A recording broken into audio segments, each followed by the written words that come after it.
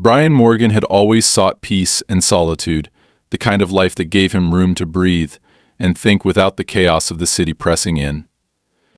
After years of saving and enduring a career in academia as a philosophy professor, he finally purchased his dream home, a charming, modest house at the end of a quiet suburban cul-de-sac. For Brian, the property's highlight wasn't the house itself, but the long, paved driveway leading to it. It stretched gracefully from the main road to his garage, flanked by neatly trimmed bushes and a wrought iron gate that provided a sense of privacy he had always longed for. That driveway wasn't just functional, it was symbolic. It was his barrier from the noise of the outside world. The first few months in his new home passed without incident. Neighbors occasionally waved politely, and Brian enjoyed the simplicity of suburban life. His mornings were spent sipping coffee on the small porch overlooking the driveway, and evenings often involved quiet reading sessions accompanied by the soft hum of cicadas. It felt like a sanctuary, a place where he could finally focus on his life without distractions. That sense of calm was broken one Friday evening when Brian returned home after a long day at the university. He pulled up to his driveway only to find a car parked squarely in the middle of it, a black SUV with its lights off, and no one in sight. His first reaction was confusion. He honked softly, hoping someone nearby would come to move it, but the house and street remained silent. Brian parked his car on the side of the road and approached the vehicle. He glanced inside and saw that it was empty, no signs of its owner. At first, he thought it might belong to a delivery driver who had made a mistake, or perhaps a contractor working nearby, but there were no packages or tools around. He checked the neighboring properties, but none had visitors or workers outside. Annoyed, he decided to knock on the door of the house closest to his driveway, the home of Jennifer and Owen Brown, a couple in their late 40s who had introduced themselves briefly when Brian moved in. Jennifer opened the door with an overly bright smile, but her expression shifted the moment Brian mentioned the car. "Oh, that's ours," she said casually, as if the situation was entirely normal. "We've been parking there for years. It's just more convenient than our driveway." Brian frowned, unsure if he'd heard her correctly. "You've been parking on this driveway? But this is private property. It's part of my house." Jennifer's smile tightened, but she waved dismissively. "Don't take it so seriously, Professor. We're all neighbors here. It's not like it's a big deal." "It is to me," Brian replied firmly, trying to keep his tone civil. "I need the driveway for my own use, and it's part of my property. I'd appreciate it if you could move your car." Jennifer's expression soured as she called over her shoulder, "Owen, can you move the SUV? The new guy's got a problem with it." Her tone carried an edge, like she was doing him a monumental favor. Owen appeared a moment later, grumbling as he grabbed the keys and moved the car without so much as a glance at Brian. "There. Happy now?" Jennifer said with a sharp smile before closing the door without another word. Brian walked back to his car, unsettled. The interaction had been strange, and their sense of entitlement left a bad taste in his mouth. But he tried to shake it off. Maybe it was just a misunderstanding. Perhaps they'd been parking there before the house was sold and had assumed the new owner wouldn't mind. He decided to let it go, confident that they wouldn't make the same mistake again now that he had made his boundaries clear. But the Browns' behavior didn't improve. The very next evening, Brian found their car parked on his driveway once more. This time there were two vehicles, a sedan and the same black SUV. He knocked on their door again, but no one answered. Frustrated, he wrote a polite note, attaching it to the windshield of the SUV, and parked his car on the street again. The note disappeared the following morning, but the cars remained. It wasn't until late afternoon that they finally moved, without so much as an apology or acknowledgement from the Browns. Over the next week, the situation escalated. The Browns began treating Brian's driveway like an extension of their own property, parking there as often as they pleased. When Brian approached them about it for the third time, Jennifer snapped, "Listen, this driveway has been here for years. We've always used it, and we're not about to change everything just because someone new moved in." Her tone was icy, and Brian could tell she had no intention of respecting his request. Owen, standing nearby, muttered something under his breath that Brian couldn't make out, but the condescension in his voice was clear. Brian decided to take action. He checked his property records and confirmed that the driveway was unequivocally part of his land, listed clearly in the deed. To reinforce his claim, he installed a small private property sign at the edge of the driveway, hoping that a visual reminder would deter the Browns. It didn't. Instead, it seemed to provoke them. A few days later, Brian came home to find the sign knocked over and spray-painted with the word shared in bold red letters. He stared at it in disbelief, the frustration bubbling inside him. This wasn't just a matter of inconvenience anymore, it was a blatant disregard for his ownership and his rights. What bothered Brian even more was the growing sense that this wasn't a simple misunderstanding or even an innocent case of entitlement. The Browns acted as if they had some inherent right to his property, as if their years of parking there gave them ownership. It wasn't just the parking either. Brian began to notice other small encroachments, garbage left near his driveway, marks on his freshly painted garage door, and loud comments from Jennifer whenever he passed by their house. It was clear they wanted him to feel unwelcome, perhaps even intimidated. One evening, Brian overheard Jennifer talking to another neighbor as he walked up his driveway. "You know, some people just don't understand how things work around here. They come in thinking they own the place without respecting what's been done for years." Her voice was loud enough for him to hear, and when she noticed him, she didn't stop. Instead, she smiled coldly, making it clear the comment was meant for him. Brian felt his patience wearing thin. This wasn't the peaceful life he had envisioned when he moved here. The driveway, once a symbol of his newfound sanctuary, had become the focal point of an ongoing battle, a battle he wasn't sure how to win. But one thing was certain: he wasn't about to give up what was rightfully his. A few days after the Browns knocked over the private property sign, Brian found himself staring at a folded piece of paper that had been slipped under his front door. It was early in the morning, and the neighborhood was still quiet, with only the faint sound of birds and the rustle of trees breaking the silence. Picking up the note, he unfolded it carefully, feeling a growing unease. The message was short but unmistakably aggressive. "Your driveway has always been shared. Stop acting like it's yours alone, or there will be consequences."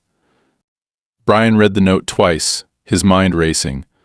The phrasing, the implicit threat, it was clear this wasn't just petty behavior anymore.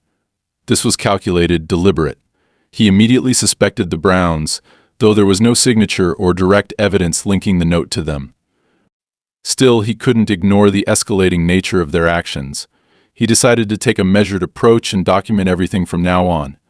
Grabbing his phone, he took a photo of the note, then emailed it to himself for safekeeping. He wasn't sure what his next step would be, but he knew this couldn't continue unchecked. That same afternoon, things took another turn. Brian returned home to find 2 orange construction cones placed in the middle of his driveway. The cones were arranged in a way that blocked him from driving up to his garage, forcing him to stop and get out of his car. Annoyed but determined to stay calm, he moved the cones to the side of the driveway and parked in his usual spot. He glanced over at the Browns' house, but their blinds were drawn, and no one came outside. The following morning, however, Brian woke to find the cones back, along with fresh white spray paint marking lines down the center of his driveway. The lines seemed to divide the driveway into 2 halves, one leading directly to his garage and the other veering slightly toward the Browns' side of the property. At the end of the newly painted lines, just before the entrance to his garage, someone had written "shared access" in large block letters. Brian's frustration boiled over. This wasn't just a nuisance anymore, it was a clear attempt to undermine his ownership of the property. Without wasting time, he took photos of the markings and then grabbed a bucket of soapy water and a scrub brush. He spent nearly an hour scrubbing the spray paint off the driveway, his hands aching from the effort. When he finished, the markings were mostly gone, but faint outlines still remained, a frustrating reminder of the incident. Later that day, Brian decided it was time to take more formal action. He went through his home office, pulling out the property deed and survey documents that had come with the purchase of the house. The paperwork was clear: the driveway was entirely within his property lines. Armed with this information, he made a call to the city's zoning office to report the incident and ask for advice. The woman on the other end of the line was polite but non-committal. "Unfortunately, disputes like these are considered private property matters," she explained. If someone is encroaching on your property or vandalizing it, you can report it to law enforcement, but resolving ownership disputes usually requires legal action through civil court. Brian thanked her and hung up, feeling a mix of frustration and determination. If the city wouldn't intervene, he would need to take matters into his own hands, but within the bounds of the law. He decided to contact a local lawyer who specialized in property disputes. That evening, he sent an email explaining the situation, attaching photos of the spray paint, the cones, and the threatening note, along with scans of his property deed. 2 days later, Brian met with the lawyer, a sharp, no-nonsense woman named Diana Hill. Diana reviewed the documents carefully, nodding as Brian recounted the incidents with the Browns. "This is unfortunately more common than you'd think," she said. "Some people feel entitled to land they don't own, especially if they've been using it for years without anyone challenging them. The good news is your deed and survey are rock solid. Legally, the driveway is yours, and we can take steps to assert that." "What steps?" Brian asked, leaning forward in his chair. "First, we'll send them a formal cease and desist letter," Diana explained. "It will make it clear that you have full legal ownership of the driveway and that any further encroachment or vandalism will result in legal action. If they continue to escalate, we can file a lawsuit seeking damages or an injunction to prevent them from using your property." Brian nodded, feeling a sense of relief. Finally, someone was on his side, and there was a plan in place. Diana promised to draft the letter and have it sent by the end of the week. When the letter arrived at the Browns' house, the reaction was swift. Brian was in his kitchen when he heard the sound of a car horn blaring repeatedly outside. Peeking through the window, he saw Jennifer standing in his driveway, waving the letter in her hand and shouting something incomprehensible. Owen stood behind her, arms crossed, his face dark with anger. Brian stepped outside, keeping his distance. "Is there a problem?" he asked calmly. Jennifer marched up to him, stopping just short of the property line. "This," she said, holding up the letter, "this is how you treat your neighbors, sending lawyers after us instead of just talking like adults." "We've talked multiple times," Brian replied evenly. "I've explained that the driveway is part of my property, and I've asked you to stop using it. You ignored me every time." Jennifer's face twisted into a sneer. "You think a piece of paper is going to change anything? We've lived here for over 10 years, and we've always used this driveway. You don't just get to move in and change the rules." "There are no rules to change," Brian said. "This isn't a public street. It's private property, and it's mine. I suggest you read the letter carefully and take it seriously." Jennifer let out a bitter laugh. "We'll see about that," she said, turning on her heel and stomping back toward her house. Over the next few days, the Browns escalated their behavior. They began parking their cars even closer to Brian's garage, forcing him to maneuver carefully just to avoid hitting them. One night, Brian came home to find their SUV parked diagonally across his driveway, completely blocking access. When he knocked on their door, no one answered. He had to park on the street again, and by the time he returned in the morning, the car was gone. Then came the garbage. Brian woke one morning to find several bags of trash dumped at the edge of his driveway, right where it met the road. The bags had been ripped open, likely by raccoons, and their contents were scattered across the pavement: coffee grounds, food wrappers, and old newspapers. He cleaned it up in silence, his frustration mounting. The final straw came when Brian discovered deep scratches on the side of his car, which had been parked on the street to avoid the Browns' antics. The scratches were long and deliberate, carved into the paint like a message. Brian felt his stomach churn with anger. This wasn't just about property anymore, it was personal. He called Diana and told her everything. She listened carefully, then said, "We need to escalate this. If they've damaged your car, that's vandalism. File a police report. I'll follow up with another letter, but we may need to move forward with legal action sooner than expected." Brian agreed, though he couldn't shake the feeling that the situation was spiraling out of control. Filing the police report was straightforward, but it offered little immediate relief. The officer who took his statement was polite but honest. These things can be tricky. Without direct evidence linking them to the damage, it's hard to pursue charges. But we'll keep a record of it. That night, Brian sat on his porch, staring at the driveway that had once been a symbol of peace and security. Now it felt like a battlefield, a constant source of stress and conflict. But he wasn't about to give up. If the Browns wanted a fight, he would give them one within the bounds of the law. And this time he wouldn't back down. Brian woke up the next morning to the sound of loud, grinding machinery. The noise was jarring, shaking the quiet of the cul-de-sac, and it immediately put him on edge. He looked out the window, his heart sinking when he saw what was causing the commotion. A large truck had backed into his driveway, and two workers were unloading heavy equipment, a cement mixer, and what appeared to be a pile of construction materials. Standing nearby, Jennifer and Owen Brown watched the operation with an air of authority, as if they were overseeing a project they had every right to conduct. Brian threw on a jacket and marched outside, his patience already worn thin. "What is going on here?" he called out, his voice sharp. Jennifer turned to him, a smug smile spreading across her face. "Good morning, Professor," she said sweetly, though her tone carried an edge. "We're just doing a little work to improve the neighborhood. You'll thank us later." Brian stopped in his tracks, glaring at her. "This is my driveway. You can't just start construction here without my permission." Jennifer shrugged as if she couldn't care less. "The thing is, Brian, we've talked to a contractor about fixing up this old driveway. It's been in terrible shape for years. The cracks, the uneven pavement, honestly, it's a hazard. So we decided to take matters into our own hands." "You decided," Brian echoed, incredulous. "You don't have the authority to make decisions about my property. I've told you repeatedly that this driveway belongs to me, and I don't want you or anyone else touching it." At this point, Owen stepped forward, his arms crossed over his chest. "Look, man," he said, his voice low and condescending. "We're just trying to do what's best for the area. You're new here, so maybe you don't get it, but this driveway has always been sort of shared. We're just doing what needs to be done." Brian's frustration boiled over. "I don't care what you think has always been done. Legally, this is my property, and you are trespassing. Get your equipment out of here, or I'll call the police."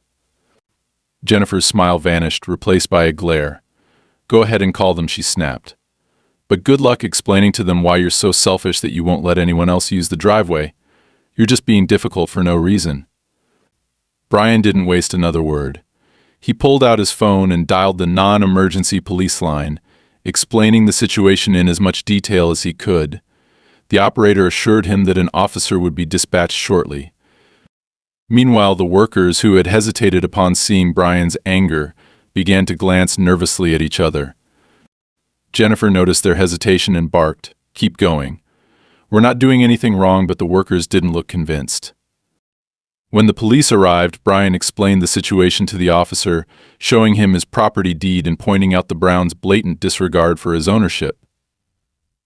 Jennifer immediately launched into a tirade about neighborhood traditions and how Brian was being unreasonable, but the officer quickly shut her down. This driveway is clearly marked as part of his property," the officer said firmly. "You have no right to conduct construction here without his explicit permission. I suggest you remove your equipment and leave." Jennifer's face flushed with anger, but she bit back whatever retort she had prepared. Owen muttered something under his breath, but he gestured to the workers to start packing up the equipment. The truck rumbled back to life as the workers loaded the cement mixer and materials back onto it. Brian watched them go with a mixture of relief and exhaustion. He thanked the officer, who warned him to keep documenting any further incidents, and left shortly afterward. But as Brian turned to go back inside, Jennifer called out to him. "This isn't over," she hissed. "You're going to regret making this so difficult." Brian didn't reply. He knew any response would only fuel her anger. Instead, he went inside, closed the door, and immediately began taking notes about what had just happened. He wanted every detail on record in case this escalated further. The next few days passed without incident, and Brian allowed himself to hope that maybe the confrontation with the police had put an end to the Browns' antics. But that hope was short-lived. One morning, as he stepped outside to collect his mail, he noticed something strange on the driveway. At first he thought it was just a patch of dirt, but as he got closer he realized it was motor oil. A large stain spread across the center of the driveway, and there were smaller splatters leading toward the road. It was clear that someone had deliberately poured the oil there, and Brian had no doubt who was responsible. He took photos of the mess and began cleaning it up, gritting his teeth as he scrubbed at the stubborn stain. That evening Brian decided it was time to take more drastic measures. He called a fencing company and scheduled an appointment to discuss installing a barrier along the edge of the driveway. If the Browns refused to respect his property, he would make it physically impossible for them to trespass. When the fencing company arrived a few days later, Brian showed them the property lines and explained the situation. The contractor nodded sympathetically and walked him through the options. They settled on a low wrought iron fence that would run along the length of the driveway, with a gate at the entrance to ensure that no one could park there without Brian's permission. As the workers began installing the fence, Brian felt a sense of relief. Finally, he was taking control of the situation. But when the Browns noticed the construction, their reaction was immediate and furious. Jennifer stormed over to the edge of her property, yelling loud enough for the entire cul-de-sac to hear. "What the hell do you think you're doing?" she shouted. "You can't just block off the driveway like this." Brian turned to face her, his voice calm but firm. "It's my driveway, Jennifer. I have every right to put up a fence to protect my property." "This is ridiculous," she screamed. "You're ruining the neighborhood. Do you know how petty you look right now?" Owen joined her, shaking his head in disbelief. "You're asking for trouble, man," he said darkly. Brian ignored them and let the workers continue. By the end of the day, the fence was complete, and for the first time in weeks, Brian felt like he could breathe again. The driveway was finally secure. That night, however, the sense of relief turned to unease. Around midnight, Brian was woken by a loud banging noise. He jumped out of bed and looked out the window, his heart pounding. In the dim glow of the streetlights, he saw two figures standing at the gate of the new fence. One of them was holding a hammer, slamming it against the metal bars, while the other was shouting something Brian couldn't make out. Grabbing his phone, Brian dialed 911, his voice steady but urgent as he explained the situation. The dispatcher assured him that officers were on their way. Brian stayed inside, watching from the window as the figures continued their assault on the fence. When the police arrived, the figures scattered, disappearing into the shadows before the officers could catch them. Brian filed a report and provided the security footage from his newly installed cameras, which showed the Browns clearly involved in the incident. The officers promised to follow up, but Brian knew this was far from over. The Browns weren't just being difficult neighbors, they were actively trying to intimidate him, to wear him down until he gave up. But Brian wasn't going to let them win. He was prepared to fight for his home no matter how long it took. The days following the attack on the fence were tense. Brian felt like he was living under constant surveillance, the Browns' watchful eyes always on him whenever he left the house. The once quiet cul-de-sac now felt like a battlefield, and the uneasy truce that neighbors typically maintained had shattered completely. Still, Brian wasn't one to back down. He spent the next morning reinforcing the fence and ensuring the gate mechanism was functioning properly. But deep down, he knew the Browns wouldn't stop there. His suspicions were confirmed when he received a certified letter in the mail later that day. It was from a local attorney representing the Browns, accusing Brian of illegally restricting their easement rights and demanding the immediate removal of the fence. The letter claimed that the Browns had used the driveway for years with the understanding that it was shared property, and therefore they had a legal claim to it. Brian's stomach twisted as he read the document. It was infuriating there was no such thing as an understanding when it came to legal property lines. The driveway was his, as clearly defined in the deed, and the Browns knew it. This wasn't just a bluff, they were escalating the situation yet again, using the legal system to try to pressure him. That evening, Brian called Diana, his lawyer, and forwarded her the letter. She reviewed it quickly and called him back. "It's nonsense," she said firmly. "They don't have any easement rights, unless it's explicitly stated in their deed, and from the documents you provided me, that's not the case. This is a scare tactic, Brian.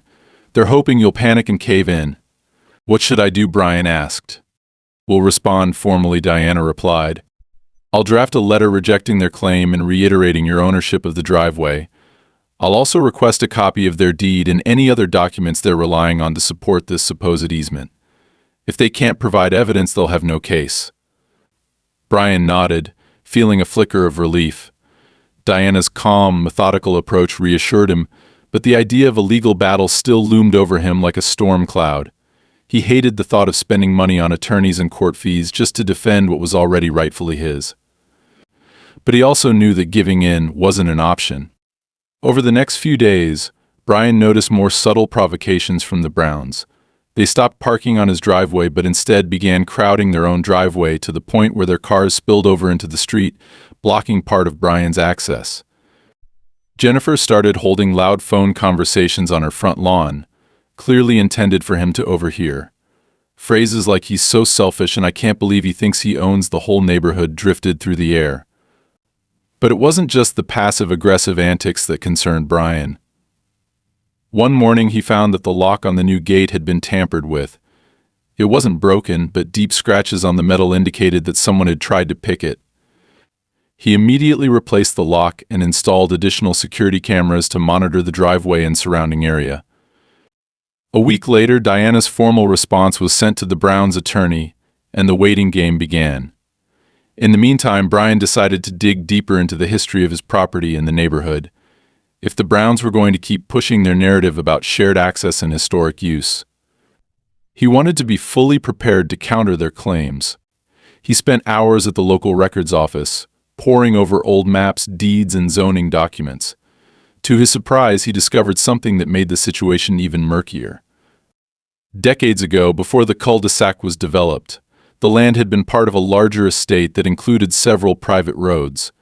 One of those roads roughly lined up with his driveway, though it had been officially decommissioned and absorbed into private property during the subdivision process. The records clearly showed that the driveway had been designated as part of his lot when the neighborhood was built, but Brian couldn't shake the feeling that the Browns might use this old history to bolster their argument. Sure enough, the next move from the Browns came in the form of another letter, this time accompanied by a crude, hand-drawn map.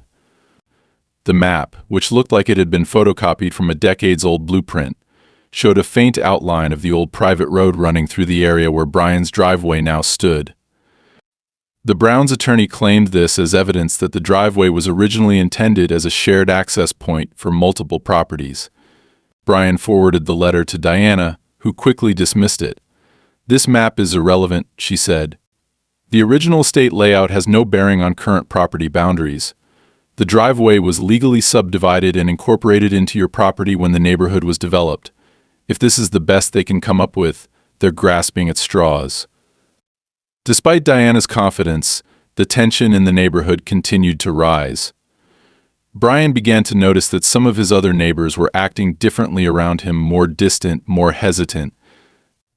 He overheard snippets of conversations that made it clear the Browns were spreading their version of events to anyone who would listen. Words like unreasonable, territorial, and newcomer floated through the grapevine, painting Brian as the villain in the story. One afternoon, as Brian was trimming the bushes along the edge of his driveway, one of his neighbors, an older man named Mr. Clark, approached him. Clark had always been friendly, waving hello and occasionally stopping for a chat, but today his expression was guarded. "Hey, Brian," Clark began, his tone hesitant. "I just wanted to. Well, I heard about the situation with the Browns. They've been saying some things around the neighborhood, and I thought you should know." Brian straightened, wiping sweat from his brow. "What kind of things?" Clark shifted uncomfortably. "They're telling people that you're trying to block access to a road that's supposed to be open to everyone, saying it's been that way for years and now you're coming in and changing everything. A lot of folks around here don't know the full story, so they're starting to take sides." Brian clenched his jaw. "It's not true," he said firmly. "The driveway is private property. It's mine, and they know it. They're just trying to bully me into giving them what they want." "I figured as much," Clark said.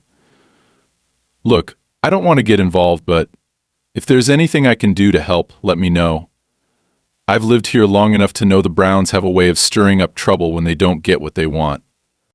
Brian thanked him, grateful for the small show of support. But Clark's words only reinforced how deeply the Browns' influence was spreading. If they were turning the neighborhood against him, it would make the situation even harder to resolve. A few nights later, Brian's suspicions about the Browns' motives were confirmed in the most unexpected way. He was reviewing the footage from his security cameras when he noticed something strange. Around midnight, Jennifer and Owen were standing near the edge of the driveway, gesturing toward a group of men who had arrived in a pickup truck. The men unloaded several large tools and began digging at the edge of the Browns' yard, near the disputed section of the driveway. Brian couldn't make out everything they were doing, but it was clear they were up to something. He called Diana the next morning and sent her the footage. She agreed that the Browns were likely trying to establish some kind of physical evidence to support their claims, possibly digging up remnants of the old road from the estate map they had submitted. Document everything, Diana advised. If they're trying to fabricate evidence, we need to catch them in the act. This could work against them if it goes to court. The thought of the Browns actively tampering with the property was both infuriating and unsettling. Brian realized he was no longer dealing with mere entitlement or pettiness. This was a calculated attempt to seize control of his land, and they were willing to bend the rules or outright break them to get what they wanted. The situation had reached a boiling point, and Brian knew that the next steps would determine whether he could reclaim his peace or lose it entirely. He was prepared to fight, but he also knew he couldn't face this battle alone. It was time to take everything he had learned and use it to finally put an end to the Browns' campaign of intimidation.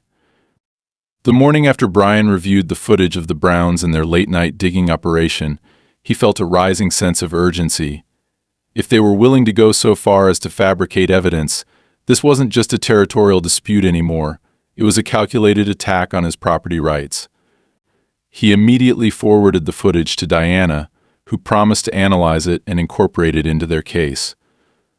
But Brian couldn't shake the feeling that the Browns had something bigger planned. The stress weighed heavily on him, and for the first time since moving into the house, he felt uneasy in his own home. That unease turned into frustration when, 2 days later, Brian returned from running errands to find a new addition to his driveway, a bold, professionally made sign planted directly in the middle of the entrance. The sign read "Community Access Zone, no restricted entry" in large block letters, accompanied by what looked like an official seal. Brian stood in stunned silence, staring at the sign. Who had put it there? And what was this nonsense about community access? Jennifer appeared on her porch, holding a cup of coffee and watching him with barely concealed glee. Like it, she called out, her voice dripping with mockery. "We thought it might make things clearer for everyone. People have a right to know this driveway isn't just yours, you know." Brian didn't respond. Instead, he yanked the sign out of the ground and set it against his garage. Jennifer's smug expression flickered into a frown as she marched down the steps. "What do you think you're doing?" she snapped. "This is private property," Brian said, his voice steely. "You don't have the right to put anything here without my permission." Jennifer took a step closer, her tone turning cold. "You're only making this harder for yourself, Brian. We've already talked to the city about this. They know the driveway is shared access, and they're on our side. You can take down the sign all you want, but it won't change the facts." Brian's jaw tightened. He knew she was lying. Diana had confirmed that the city records were firmly in his favor. But it was clear the Browns were trying to create the illusion of legitimacy, hoping to confuse or intimidate him into backing down. Without another word, he turned and walked inside, slamming the door behind him. That evening, Brian sat down with Diana to discuss the latest developments. She reassured him that the sign held no legal weight, but she also warned him to remain vigilant. "The Browns are trying to create a narrative," she explained. "They want to sow doubt about your ownership of the driveway. If enough people believe them, it could complicate things, even if the law is on your side." Complicate how? Brian asked, his frustration evident. "In cases like this, public perception can matter," Diana said. "If they convince other neighbors or even local officials that they have a legitimate claim, it might pressure the city to intervene or delay a resolution in court. We need to stay ahead of this." Brian nodded, though the idea of fighting not just the Browns but also public opinion made his stomach churn. He decided to reinforce his position by filing an official property line complaint with the city, requesting a surveyor to come out and mark the boundaries clearly. It would cost him time and money, but it would be worth it to have irrefutable evidence on his side. A few days later, as Brian waited for the surveyor's visit, the Browns escalated their campaign yet again. Early one morning, Brian opened his door to find a letter taped to it. The envelope was thick, and the contents were even more ridiculous than the sign they'd planted. The letter claimed that Brian's fence had violated neighborhood guidelines and posed a safety hazard by obstructing emergency vehicle access. It demanded the immediate removal of the fence or, as the letter put it, further action would be taken. Brian laughed bitterly as he read it. He didn't belong to any neighborhood association, and there were no shared covenants or rules governing his property. This letter was just another baseless threat. Still, he forwarded it to Diana, who confirmed his suspicions. "They're grasping at straws," she said. "But don't underestimate them. If they can't win this fight legally, they'll try to wear you down with harassment." Brian decided to document everything more thoroughly than ever. He kept a detailed log of every incident, every conversation, and every piece of correspondence. He also invested in additional security measures, installing motion sensor lights around the driveway and a second camera to cover the gate. If the Browns wanted to play games, he would make sure he had evidence of every move they made. The next escalation came sooner than expected. One night, as Brian was reading in his living room, he heard the faint hum of machinery outside. Glancing at the clock, he saw it was just past midnight. His heart sank as he grabbed his phone and rushed to the front window. There, illuminated by the glow of his security lights, were two men unloading what appeared to be construction equipment onto the edge of his driveway. Brian immediately called the police, his voice steady but urgent as he described the situation. He stayed inside, watching from the window as the men worked quickly, digging into the ground near the fence. By the time the police arrived, the men had disappeared, leaving behind a shallow trench and a pile of loose dirt. The officers inspected the scene and took Brian's statement, but without catching the men in the act, there wasn't much they could do. Brian showed them the security footage, which clearly captured the men trespassing and digging, but their faces were obscured by hats and masks. The officers promised to file a report and keep an eye on the area, but Brian could tell they didn't expect to catch the culprits.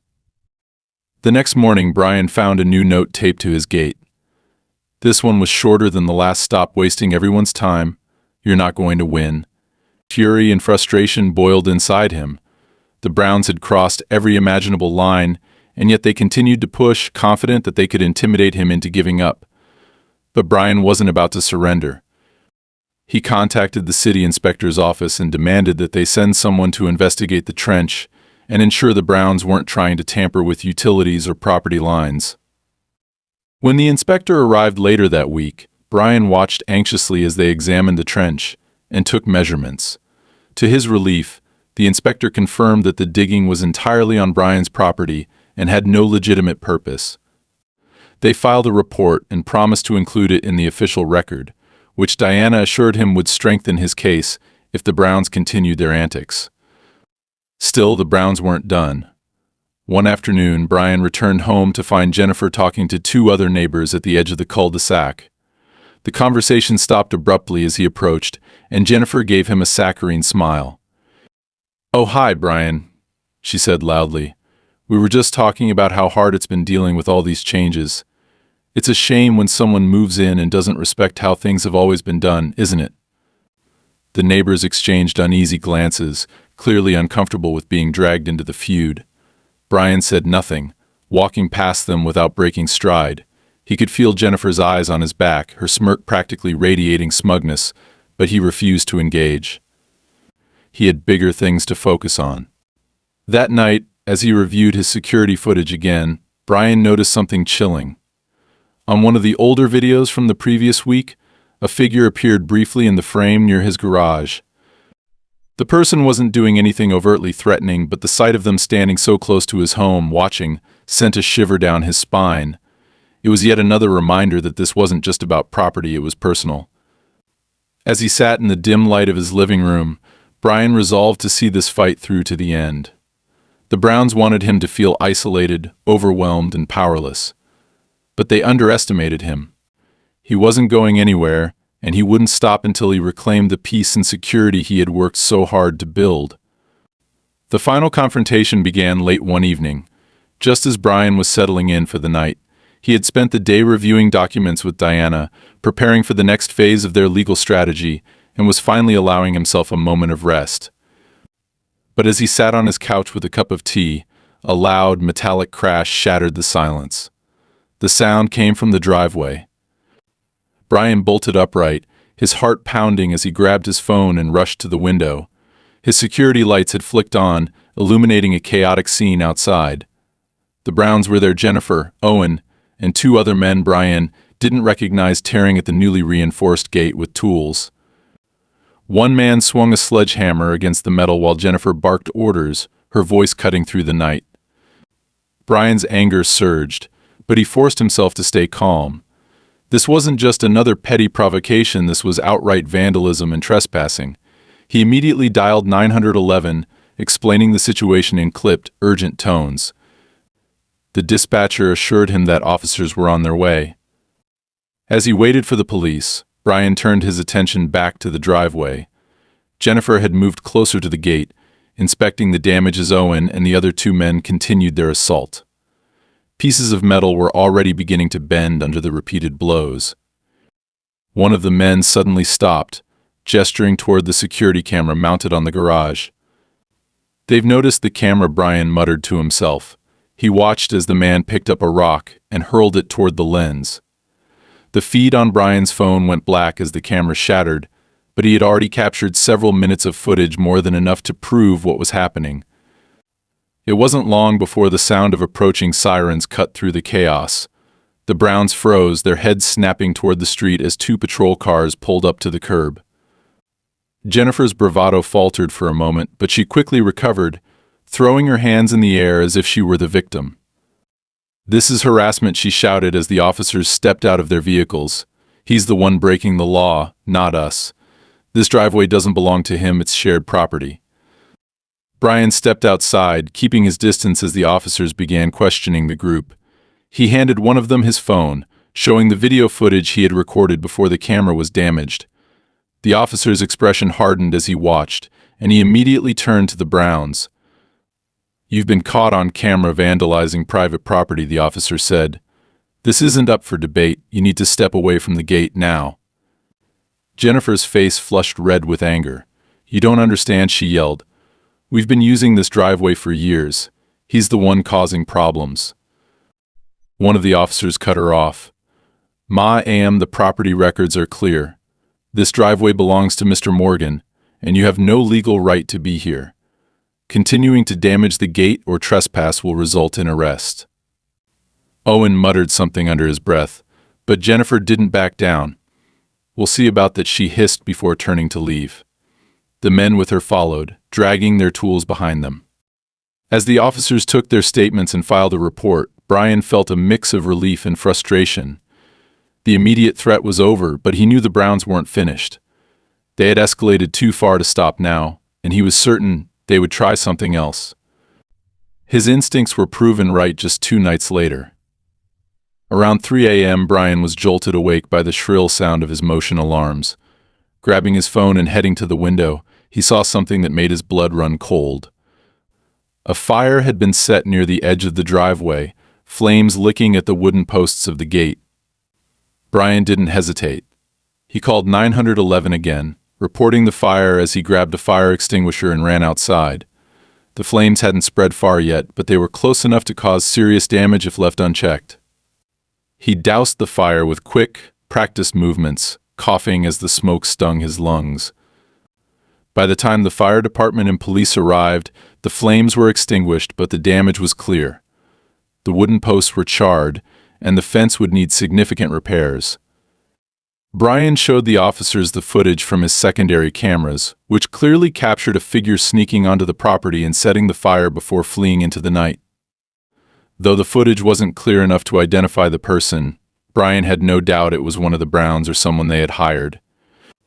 This time, the police took the incident far more seriously. An arson investigator was brought in, and the evidence was cataloged for potential criminal charges. Diana called Brian the next morning, her tone grim. "This has gone beyond a civil dispute," she said. "Arson is a felony, and whoever did this is in serious legal jeopardy. We'll make sure the court sees this for what it is, an organized campaign of harassment and intimidation." The final blow came when Diana uncovered something that turned the tide of the entire conflict. In the course of preparing for court, she requested public records related to the Browns' property. What she found was damning. Several years ago, Jennifer and Owen had applied for a permit to expand their driveway but had been denied. The city records included a clear statement that their property line ended several feet short of where their driveway met Brian's. This completely undermined their claims about shared access. Armed with this evidence, Diana filed for an injunction against the Browns, barring them from coming within 50 feet of Brian's property. The court hearing was swift and decisive. When presented with the footage of the vandalism, the attempted arson, and the fraudulent claims about shared access, the judge had little sympathy for the Browns. He ruled in Brian's favor, ordering the Browns to pay damages for the gate and fence repairs, as well as legal fees. As the gavel fell, Jennifer's face twisted in rage, but there was nothing she could do. For the first time, Brian felt a true sense of victory, not just because he had won the legal battle, but because he had stood his ground against people who thought they could take whatever they wanted without consequence. In the days that followed, the Browns kept to themselves, their smug confidence replaced by simmering resentment. Brian repaired the fence and installed additional security measures, ensuring that his driveway would remain his and his alone. For the first time in months, he could step outside and feel the peace he had fought so hard to protect. In the weeks following the court ruling, a heavy, almost eerie silence settled over the neighborhood. The Browns had retreated into their home, their once constant presence and brazen antics replaced by a sullen quiet. Brian didn't see Jennifer strutting across her yard or Owen glowering at him from the driveway anymore. It was as if the verdict had taken all the wind out of their sails. For Brian, the sense of relief was immense, though not immediate. The legal victory was satisfying, and the injunction provided some peace of mind, but the emotional toll lingered. He still found himself glancing nervously at his cameras every time he heard an unfamiliar sound or checking the locks on his doors twice before bed. Months of constant harassment had left their mark, and unwinding that tension would take time. The first tangible step toward closure came when the Browns unexpectedly listed their house for sale. Brian only learned about it when he noticed a real estate agent hammering a for sale sign into their front lawn one morning. Word quickly spread through the cul-de-sac, and neighbors began speculating about why they were leaving so suddenly. Brian kept his distance, choosing not to engage in gossip, but he couldn't deny the sense of satisfaction that came with knowing the Browns were on their way out. A few neighbors who had previously kept their distance began to approach Brian, offering cautious apologies for not supporting him earlier. One evening, Mr. Clark from down the street knocked on his door, carrying a six-pack of beer. "I owe you an apology," Clark admitted as they sat on Brian's porch, watching the sun dip below the horizon. "I didn't want to get involved before, but the way they treated you wasn't right. And after everything that came out in court. Well, I'm glad you stood up to them."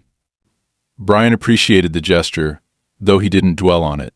He wasn't interested in vindication or proving anyone wrong. He was simply glad the ordeal was nearing its end. The Browns' departure came quietly. There were no dramatic confrontations, no bitter goodbyes. One day a moving truck arrived, and by nightfall their house was empty. Brian stood at his window, watching as the truck rumbled down the street and disappeared from view. For the first time in months, he felt a weight lift from his shoulders. With the Browns gone, Brian set about repairing the damage, both physical and emotional. He hired a contractor to rebuild the charred sections of the fence and replace the damaged gate, opting for reinforced materials that would stand the test of time. The new setup was stronger, more secure, and served as a symbol of his resilience. But the repairs weren't just about security. Brian also took steps to reconnect with the community, hosting a small gathering in his backyard to thank the neighbors who had supported him and to rebuild bridges with those who had stayed neutral. The event was simple, just a barbecue and some drinks, but it marked a turning point. For the first time, Brian felt like he was part of the neighborhood, not just an outsider fighting for his place. As the weeks turned into months, the cul-de-sac returned to its tranquil rhythm. Brian's driveway, once the source of so much conflict, became an unremarkable part of daily life again. He no longer flinched at the sound of cars passing by or felt the need to check his cameras every hour. Instead, he reclaimed the peace and solitude that had drawn him to the house in the first place. One evening, as he stood on the porch looking out over his now quiet driveway, Brian allowed himself a rare moment of pride. The journey had been exhausting, but he had stood firm, refusing to let entitlement or intimidation rob him of what was his. The driveway, the house, and the life he had built were hard-won, and they were worth every battle. For Brian, the fight wasn't just about property, it was about boundaries, dignity, and the principle of standing up for what's right. And now, with the Browns gone and the neighborhood at peace, he could finally close the book on that chapter of his life and look forward to the future.